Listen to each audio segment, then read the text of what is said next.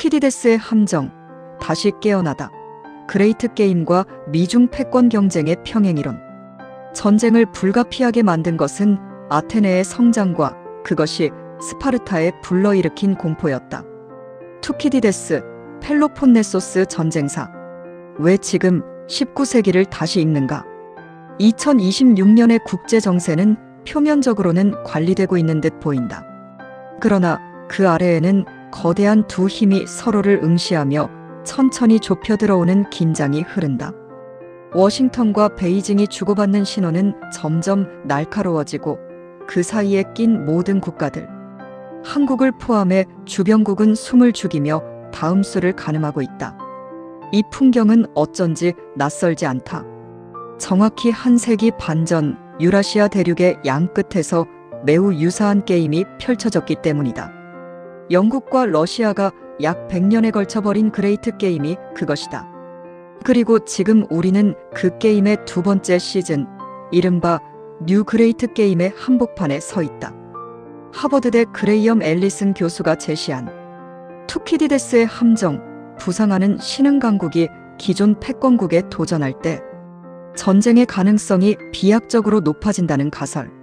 그래서 여전히, 아니 오히려 더 무겁게 우리를 짓누른다.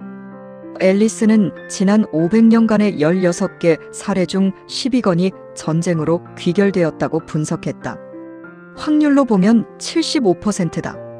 이 글은 그 함정의 구조를 19세기 그레이트 게임과 21세기 미중 경쟁이라는 두 거울에 비춰보려는 시도다. 1. 닮은 꼴의 두 게임, 확장과 방어의 변주곡. 19세기의 무대 산맥과 사막의 체스판. 19세기 내내 차를 러시아는 중앙아시아의 칸국들을 차례로 집어삼키며 남쪽으로 내려왔다. 1865년 타슈켄트, 1868년 사마르칸트, 1873년 히바, 1881년 메르브 한 세대 만에 러시아의 남쪽 국경은 수천 킬로미터를 전진했다. 그 동력은 부동항에 대한 갈증과 슬라브 민족의 역사적 사명이라는 자기 서사였다. 반대편의 대영 제국은 식민지의 보석인 인도를 지키기 위해 필사적이었다.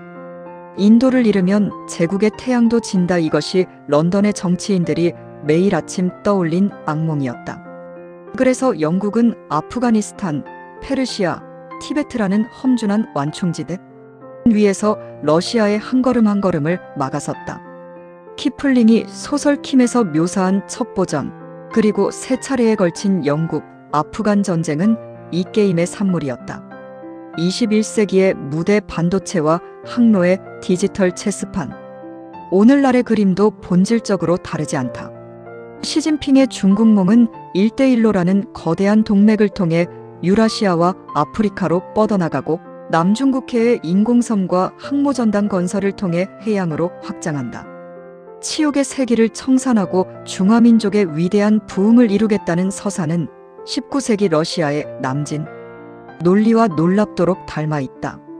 워싱턴의 대응은 인도 태평양 전략, 칩스법, 수출 통제, 그리고 동맹 네트워크 코드, 오커스, 한미일 협력의 재구축이다.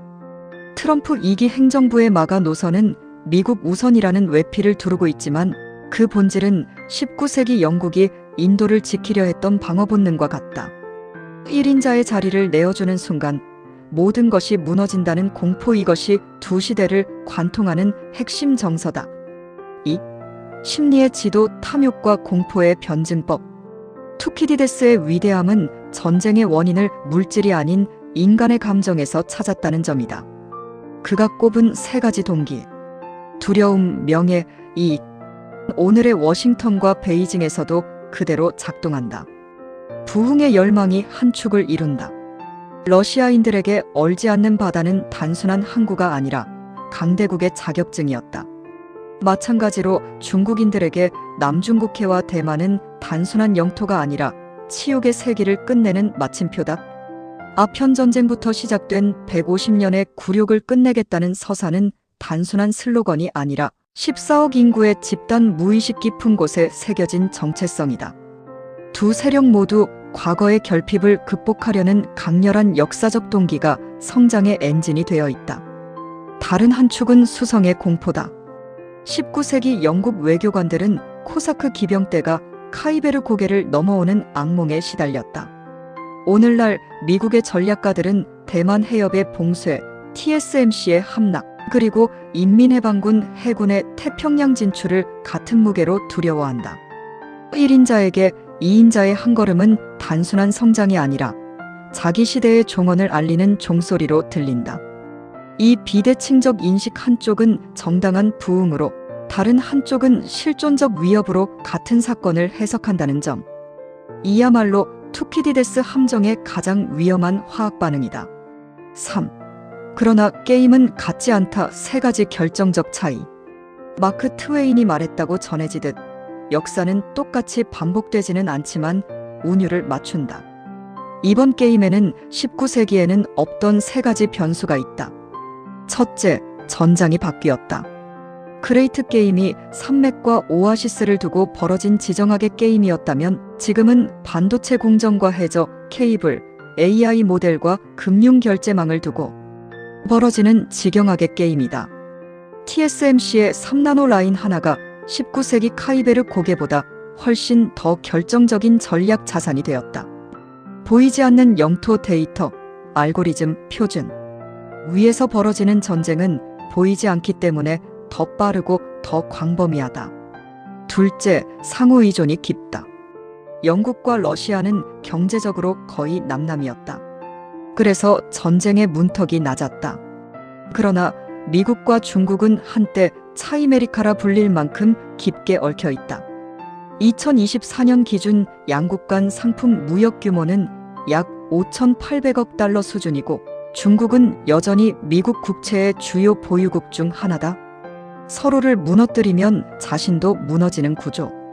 이것은 핵시대의 상호확증 파괴에 견줄 만한 경제적 브레이크다. 그러나 동시에 이 의존을 끊어내려는 디커플링과 디리스킹의 시도 자체가 새로운 마찰의 도화선이 되고 있다는 점에서 이 브레이크는 양날의 검이다. 셋째, 정보의 속도가 다르다. 과거에는 페테르부르크와 캘커타 사이에 정보가 오가는데 수주가 걸렸고 그 사이 오해가 쌓였다. 오늘날에는 모든 것이 실시간이다. 그러나 역설적으로 빠른 정보는 빠른 공포를 만든다. SNS와 디지털 선전전, AI가 생성한 가짜 영상은 한 발의 미사일보다 빠르게 여론을 점화시킨다. 1962년 쿠바 미사일 위기 당시 미소 정상이 서로의 메시지를 해석할 시간을 가질 수 있었던 것과 달리 지금은 트윗 한 줄이 새벽 3시에 세계 금융시장을 흔든다. 4. 완충지대의 운명, 그곳이 무너질 때. 그레이트 게임에서 가장 비극적인 땅은 아프가니스탄이었다. 두 제국 사이에 낀 이 산악국가는 19세기 내내 세 차례의 영국 마이너스 아프간 전쟁을 겪었고 그 상처는 20세기 소련의 침공과 21세기 미국의 개입까지 이어졌다. 완충지대가 무너질 때 비극은 그 완충지대부터 시작된다는 것이 그레이트 게임이 우리에게 남긴 가장 무거운 교훈이다. 오늘의 완충지대는 어디인가? 답은 명백하다. 대만이다. 그리고 반도체 공급망이다. 그리고 어쩌면 한반도다. 대만은 단순한 섬이 아니다. 그것은 세계 첨단 반도체의 90% 이상을 공급하는 단일 노드이자 미중 양국이 서로의 패권을 시험하는 리트머스 시험지다. 19세기 아프가니스탄이 두 제국의 영향권이 만나는 지정학적 단층선이었다면 21세기의 대만은 두 패권의 지경학적, 기술적, 이념적 단층선이 동시에 교차하는 지점이다. 이곳의 균형이 흔들리는 순간 투키디데스의 함정은 학자들의 추상적 개념이 아니라 우리 일상의 현실이 된다. 또 1907년의 교훈, 그리고 우리의 선택. 여기서 우리가 놓치지 말아야 할 역사적 사실 하나가 있다. 그레이트 게임은 결국 영러협정 1907이라는 외교적 타협으로 일단 멈췄다. 양국은 페르시아를 두 세력권으로 분할하고 아프가니스탄을 영국의 영향권으로, 티베트를 중립지대로 인정하며 충돌을 회피했다. 물론 그 평화는 오래가지 못했다. 7년 뒤 1차 세계대전이 터졌고 두 제국 모두 그 전쟁의 충격을 견디지 못하고 무너졌다. 그러나 적어도 그 7년이 있었기에 두 나라는 독일이라는 새로운 위협 앞에서 협력할 수 있었다. 외교적 합의가 영원한 평화를 만들지는 못해도 결정적 순간의 파국을 미루는 효과는 분명히 있다는 사실, 이것이 1907년이 우리에게 남긴 교훈이다. 오늘의 미국과 중국 역시 가드레일을 세우려 한다. 정상 간 한라인, 군사소통 채널, AI 안전 협의체, 이 모든 것이 21세기판 연러 협정의 시도다. 그러나 우리가 잊지 말아야 할 것이 있다. 1907년에 협정이 가능했던 것은 두 제국이 서로를 단기간에 이길 수 없다는 현실을 받아들였기 때문이다. 지금의 워싱턴과 베이징이 그 인식의 단계에 도달했는가? 이는 아직 답해지지 않은 질문이다. 마치며 산맥에서 실리콘밸리로 19세기의 그레이트 게임은 카라쿰 사막의 모래폭풍 속에서 힌두쿠시 산맥의 좁은 협곡에서 페르시아만의 항구에서 펼쳐졌다. 21세기의 그레이트 게임은 신주과학단지의 클린룸에서 남중국해의 인공섬에서 그리고 우리 모두의 스마트폰 안에서 펼쳐진다. 전장이 바뀌었을 뿐 인간의 본성과 강대국의 논리는 그대로다. 탐욕과 공포, 부흥과 수성, 이 영원한 변주곡 안에서 한국과 같은 중견국이 어떤 자리를 잡을 것인가? 그것이 우리가 진정으로 던져야 할 질문이다. 두 코끼리가 싸우면 풀밭이 짓밟힌다는 아프리카 속담은 19세기 아프가니스탄의 운명이기도 했고 21세기 한반도가 경계해야 할 시나리오이기도 하다. 투키디데스의 함정은 운명이 아니다. 앨리슨이 분석한 16개 사례 중 사건은 전쟁 없이 패권 이행이 이뤄졌다. 25%의 가능성, 그것이 우리가 붙잡아야 할 희망이다. 그러나 그 25%를 75%로 만드는 것은 언제나 인간의 의지와 선택의 몫이었다.